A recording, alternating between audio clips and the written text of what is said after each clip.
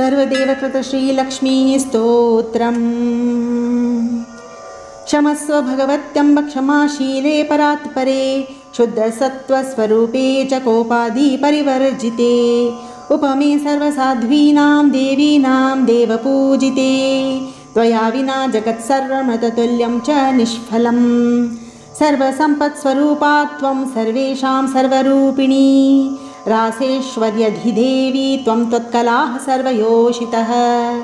कैलासे पार्वती त्वं च क्षीरोधे सिन्धुकन्यका, स्वर्गे च स्वर्गलक्ष्मीस्त्वं मत्यलक्ष्मीश्च भूतले।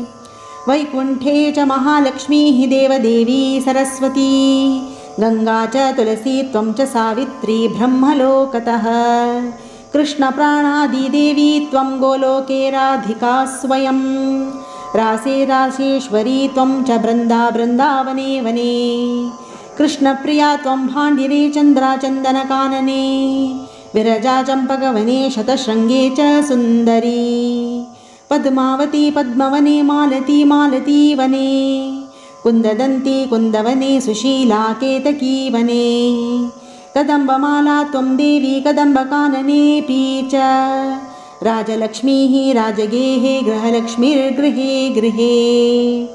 इत्युक्त्वा देवताः सर्वाः मुनयो मनवस्तथा, रुरुर्दोन्नम्रवदनाः शुष्ककण्ठोष्ठतालुकाः।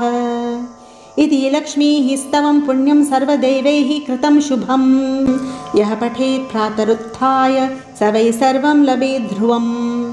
अभार्यो लभते भार्यां विनीतां सुसुतां सतीं, सुशीलां सुन्दरीं रम्यामति सुप्रियवादिनीं।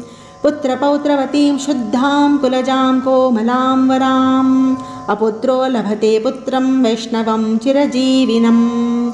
परमैश्वर्ययुक्तं च विद्यावन्तं यशस्विनं, भ्रष्टराज्यो लभेद्राज्यं भ्रष्टश्रिये श्रियम्। हतबन्धुर्लभेत् बन्धुं धनभ्रष्टो धनं लभेत्, कीर्तिहीनो लभेत् कीर्तिं प्रतिष्ठां च लभेत् ध्रुवम्। सर्वमङ्गलदं स्तोत्रं शोकसन्तापनाशनं, हर्षानन्दकरं शाश्वतधर्ममोक्षसुहृत्प्रदम्। इति सर्वदेवकृतलक्ष्मीस्तोत्रं सम्पूर्णम्।